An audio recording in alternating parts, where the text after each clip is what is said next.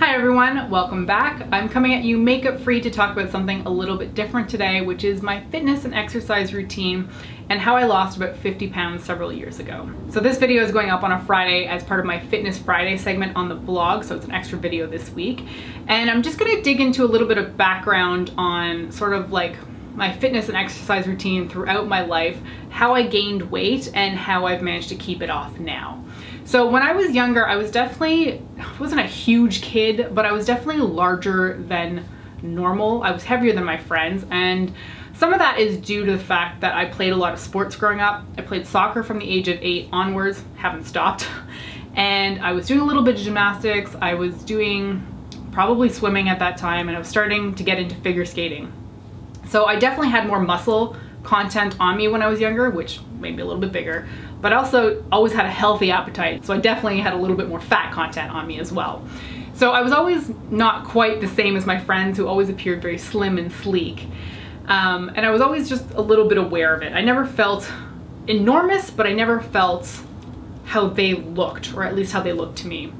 So I started figure skating competitively throughout my teens, and that was taking up probably about 20 hours a week. And that's a lot of physical activity for a kid. So around about the age I was 17, I quit competitive skating, and I still ate like I was competitively skating. So I'm pretty sure I put on a ton of weight at that point just because my appetite didn't go down even though I wasn't doing the exercise anymore. So I think throughout high school, I kind of weighed about 140 or 145 pounds. That's a guess, I don't really know. But by the time I left for university, I think I was closer to 160 pounds. Now, I don't know kilograms for whatever reason, although I really should know it living in Canada, but when we grew up, we knew height in feet and inches and weight in pounds. So I'm 5'3" to give you a reference point, and I do know that's 160 centimeters tall. So that'll give you just an idea of how tall I am versus how wide I am, I guess. So I went to university probably weighing about 160 pounds, and I definitely put on the freshman 15. So I came back from first year university weighing about 175 pounds, and then promptly lost that weight over the summer. But then I went back to school, and I mean, you go back into eating and drinking, basically whatever you want.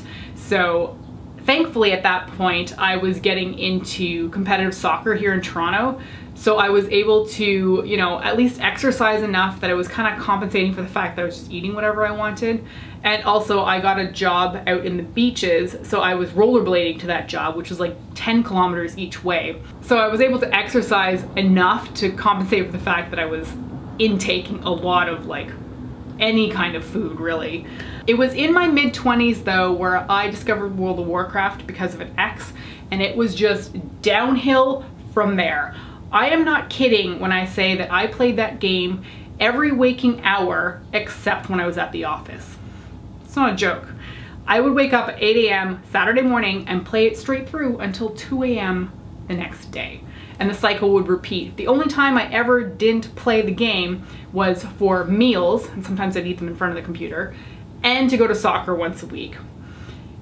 As you can imagine, I put on a ton of weight. I'm sitting in front of a computer constantly, I'm eating whatever I want, and I'm not really exercising. So my husband and I got married in 2010 at City Hall, and I stepped on a scale at my parents' place over Christmas, and I weighed 196 pounds. I was horrified. I'd always considered myself quite athletic, so it didn't make sense to me that I had weighed that much, but I was somehow still doing soccer. Now, if I look back, I was probably pretty slow at soccer, probably subbed off a lot, and didn't really think about it because I was lying to myself, basically. I just wanted to think that I was athletic because I was playing soccer once a week. By the way, I had quit competitive soccer by that point. I was just doing rec soccer, so it wasn't like super intense, there was no practices. So at 196 pounds, I was like, well, it's time to lose weight because you can't just keep increasing or you're going to be incredibly unhappy. Now, I never hated how I looked, mostly because I saw something different in the mirror than what a photograph would tell me. So from there on in, it became about moving more and just eating less. And that came down to using my MyFitnessPal to track my calories. It's 8 years later and I still use this app. It's the best thing for keeping me on track for even just maintenance weight as well as trying to lose weight. So I would track my calories on there, and it was pretty eye-opening because I was having, for example, for dinner, 2 burritos. Who eats 2 burritos for dinner? Just have one. You don't need that much food. Sadly, I have always had an incredibly healthy appetite, and I can pretty much eat forever. I'm like a bottomless pit.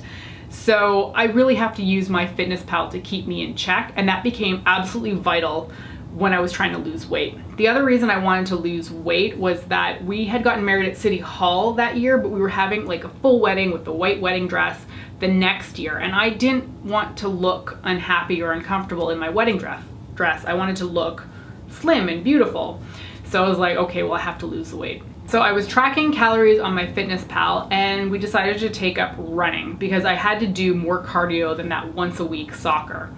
So it was slow going at first, and it was kind of embarrassing, to be honest. My husband really had to push me to get me out the door to go for a run, and I know I fought him quite a bit because I was just uncomfortable. I didn't want to be doing it.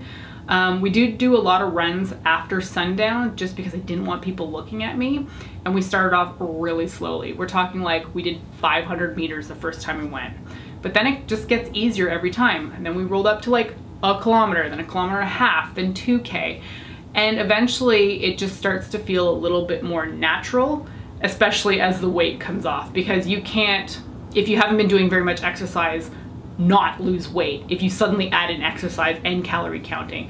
Really, the weight just sort of like easily comes off at the beginning. So by the time our wedding rolled around and I had my white dress, I think I dropped to about 175 pounds. Might have been about 170, but I felt really good. But it didn't stop there, and I kept running distances. So I eventually got down to about 146 pounds, which was 50 pounds down from where I had started. And that was really exciting. It felt like this round number, it felt impressive, and I felt really good in my body. And it was around about that time that my friend Steven came up to me and was like, well, why don't you do the Pride run with us? And I hadn't really ever thought about racing. The Pride run's a 5K. And I was like, okay, well, whatever, why not? So I did the Pride run, and I got hooked. And I started doing 5Ks, I did 10Ks, and then eventually I got up to a half marathon because I wanted to be able to run races in different countries. And sometimes there's not always a 5 or 10K available, but there's generally gonna be a half marathon or a marathon in a particular city. So I just started training for that, and it really keeps me in check, because if you're training for something, you have to log the distances or you just won't ever be able to complete the race. So distance running has really kept me in check in terms of cardio, which I really, really appreciate. The other thing that's really nice about running is it's one of the cheapest sports to take up, because all you need is a pair of sneakers and a sports bra if you're a woman. You don't need a gym membership, you don't need a treadmill at home, you can just go outside and run wherever the heck is available to you. So that's one of the reasons why we originally got into running, just because it was the easiest thing to get out and do. So sadly for me, staying at 146 pounds was not really sustainable if I wanted to have a social life, because I do like to eat and I do like to drink. Really do like my wine. So I kind of hover in the 155 to 160 pound range. I would like to get back to about 150, but I am also not willing to give up certain foods or certain drinks. And at a certain point, you need to accept that unless you're willing to get rid of all of that, you're gonna have to live with some fat on your body. Now, I have more fat than I want, but I'm also not willing to give up my wine. So I've just accepted that. The other thing that I've taken up more recently is weightlifting, and by recently I mean the last few years. And I'm not talking like little dumbbell weights, I'm talking like the huge Olympic bars where you add like huge plates onto the ends and you're doing like bench press and squats and deadlifts, and it is so empowering doing that kind of lifting. I originally did it because I just wanted to be stronger, and then the more I did it, the more I realized, well, I also want my muscles to show a little bit more. Because as a woman, it's very hard to get any kind of like visible muscle in the upper chest torso area. And even now I lift pretty heavy weights and you really can't see much in my arms. My legs though, you can definitely see it there. But I'm doing like what are the weights I'm doing? I'm doing bench press at 95 pounds. I just hit that. I'm so happy. I've always wanted to be able to do 100, but I'm almost there. I'm doing squats at body weight, which is, I can't remember if I'm doing 155 pounds now or 160 pounds. And my deadlift is going exceptionally well. That's like at 175 or 180 pounds. So I'm feeling really good about weightlifting. I do a whole bunch of other lifts in there as well, but those are the main ones that I like to talk about because they definitely have the most impressive weights attached to them. So as it stands right now, I play soccer once a week. I am running about 15 kilometers a week, and that's when I'm not training for something in particular. If I'm training for like a half marathon, the kilometers do get up to about 20 to 40 per week, depending on where I'm at in my training. And I am weightlifting about 2 to 3 times a week as well. I am at the point where I'm exercising about 6 days a week, roughly. There are times where I can go 8 or 9 days in a row, and then I'm like, okay, calm down. You have to take a day off. Otherwise your muscles are gonna just like implode. And I definitely don't want to overuse them because I want to keep going and advancing in my weightlifting and advancing in my running, and you don't want to overuse them because then they just kind of like give up, right? That being said, while I'm very comfortable exercising that much, it has taken me a very long time to get to the point where that is routine. And I would really only say that it's been in the last year or so that I have been doing 6 days a week. It's not easy to convince yourself to go every day, but once you get to the point where you are going near daily, then it becomes such a habit that you don't like breaking it. And I'm so happy that I'm in that position right now because it's taken me so long to get there. And I'm really scared of if I should ever break out of that habit because it's not easy to get back into. I do try to make sure to prioritize my fitness. So I literally put everything in Google Calendar. I have all of my workouts scheduled alongside all of my blog posts and any like social events that I have. It all goes in my calendar to make sure that I'm doing it. And of course, I'm still tracking all of my calories on my MyFitnessPal. I'm never going to be a person that can be without it because I am not a very good judge of how much I'm ingesting unless I'm logging it. I just can't do it. So I'm perfectly comfortable logging my calories every day. There are days where I go hugely over just because I'm out socially or whatever. For the most part, I try to keep my calories around 1,600 to 1,700 per day. There are definitely times where I go significantly over and hit like 4,000 calories, and that's not very difficult to do when you're out being social with your friends and having several drinks. So I try to keep it mostly in check, but there are definitely days where I go like totally overboard. So at the end of the day, people are always looking for tricks on how to lose weight, and there really isn't one. So I always tell people that the only way I did it is by eating less and moving more. And I get such offended looks when I say that to people because they just don't like hearing it. They want to hear the shortcut, but there really is no shortcut unless you are going to hire a trainer and hire a nutritionist or get liposuction. There is no way to get the weight off that is easy without changing your lifestyle. So for me, it's about exercising almost all the time and counting my calories because that's what works for me. And I have accepted that I'm not willing to give up certain things in my life, so therefore I will never look as slim as I potentially would like to look, but I'm happy with how I look. I have more fat on me than I want, but I've also got a ton of muscle on me. I can run forever. I have the ability to lift things that are incredibly heavy, and that makes me so happy. So I'm at a point right now where I'm super comfortable talking about like fat ratio and muscle ratio and talking about my food and talking about all of that.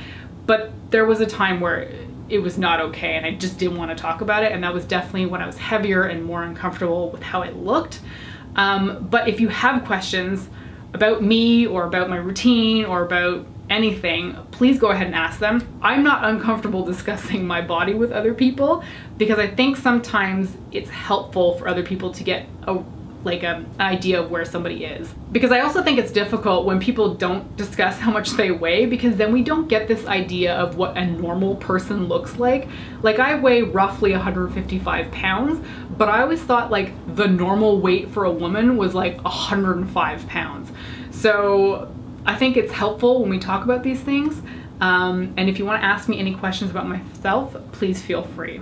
So that's going to be it for this video. I hope you found it informative. It's a little bit off kilter for this channel, but hey, I like seeing fitness on other people's channels occasionally, so I thought I would throw it in here. Thanks so much for joining me today, and I'll talk to you next time. Bye.